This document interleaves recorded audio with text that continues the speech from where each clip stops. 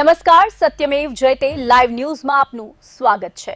વડોદરા ગ્રામ્ય પોલીસે ઓપરેશન પરાક્રમ અંતર્ગત ગંભીર ગુનાઓમાં સંડોવાયેલા અને જેલમાંથી ફરાર થયેલા આરોપીઓ સામે કાર્યવાહી તેજ કરી છે।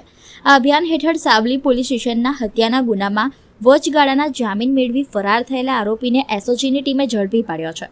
પોલીસના જણાવ્યા મુજબ વર્ષ 2023માં આરોપી ઘનશ્યામભાઈ ઉર્ફે ગણીઓ ઉર્ફે ગણેશ જયંતિભાઈ વસાવા અને તેના સાગરીતોએ કથિત રીતે ગુનાહિત કાવતરું રચીને મહેશભાઈ ઈશ્વરભાઈ વસાવાની હત્યા કરી હતી।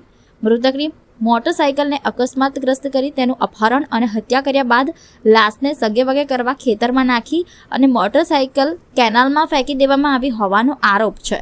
આ મામલે સાવલી પોલીસ સ્ટેશનમાં હત્યા સહિતની વિવિધ કલમો હેઠળ ગુનો નોંધાયો હતો।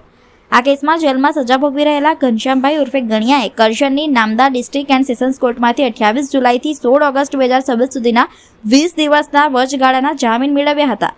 જોકે 16 ઓગસ્ટે વડોદરા મધ્યસ્થ જેલમાં પરત હાજર થવાના બદલે તે ફરાર થઈ ગયો હતો। ફરાર આરોપીને ઝડપી પાડવા એસઓજી પીઆઈ પીકે સોઢાના માર્ગદર્શન હેઠળ અલગ અલગ ટીમો બનાવી તપાસ હાથ ધરવામાં આવી હતી। દરમિયાન એએસઆઈ શૈલેષભાઈ ગોકળભાઈને ચોક્કસ બાતમી મળી હતી કે આરોપી રાજપીપળા રોડ બિથલી સાવલી તાલુકા વિસ્તારમાં આવવાનો છે। બાતમીના આધારે એસઓજીની ટીમે તાત્કાલિક કાર્યવાહી કરીને ઘનશ્યામભાઈ ઉર્ફે ગણીઓ ઉર્ફે ગણેશ જયંતિભાઈ વસાવાને ઝડપી પાડ્યો હતો।